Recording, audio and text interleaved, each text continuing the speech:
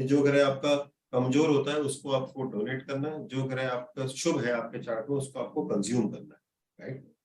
But एक चीज है केवल, नॉलेज। सो नॉलेज जितना आप बांटते हो उतने ये आपके बुद्ध और गुरु बलवान होते हैं।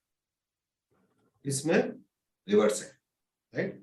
तो चाहे वो आप किसी को टीच कर रहे हो, कोई formal subject, chemistry, mathematics, accounting, या आप ज्ञान की बात कर, तो ये जो सब्जेक्ट्स हैं वो एक तरीके से मरकुरी आप मान लो, या फिलोसफी जो है वो मरकुरी है, और जो नॉलेज है, विजडम है, वो जुपिटर है, राइट। तो इसमें अपने कोई कंफ्यूजन नहीं होना चाहिए कि भाई हम गुरु दे रहे हैं तो फिर हमारा गुरु कमजोर होगा। हमारा गुरु कमजोर नहीं है उससे, जितना आप गुरु देते हो, क्योंकि प्रिंसिपल तो यही है ना, हमने बोला जो चीज, तो फिर मैं नॉलेज अपने पास ही रख लूं, मेरा गुरु और बलवान होता जाएगा, बट ऐसा नहीं है।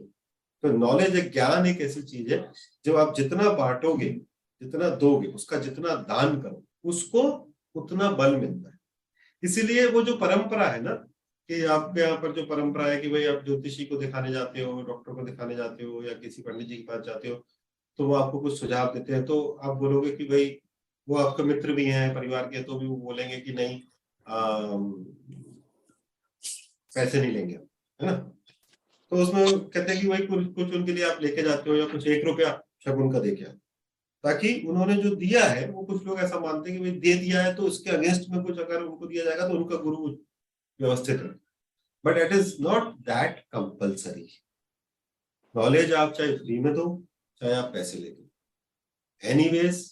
इसलिए जब नॉलेज आप देते हो तो उसको दक्षिणा कहा जाता है ना।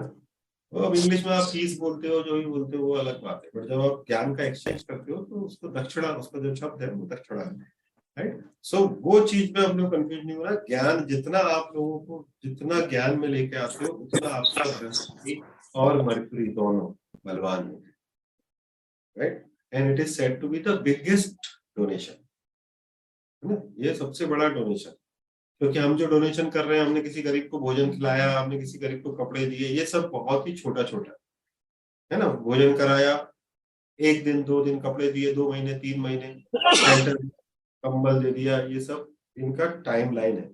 ये उसके बाद इसका क्षय हो जाता है, ज्ञान का क्षय नहीं होता, है ना। तो अगर आपने किसी को एजुकेशन दे दी तो उसका 7 पीढ़ियां आगे की सुधर जाती, इसलिए उसमें भी स्त्री का, मतलब बच्ची का एजुकेशन को प्रमुखता से देखा गया, क्योंकि मरकुरी को छोटी बच्ची जैसा ही माना। तो क्यों? क्योंकि आदमी का, आप बच्चे लड़के का आपने एजुकेशन दिया, ठीक है, वो अपना खुद करेगा, बट अगर माँ एजुकेटेड होगी तो उसके आगे की पूरी जनरेशन एजुकेटेड, राइट। इसलिए स्त्री चाइल्ड को या लड़की चाइल्ड को एजुकेशन में सपोर्ट करना।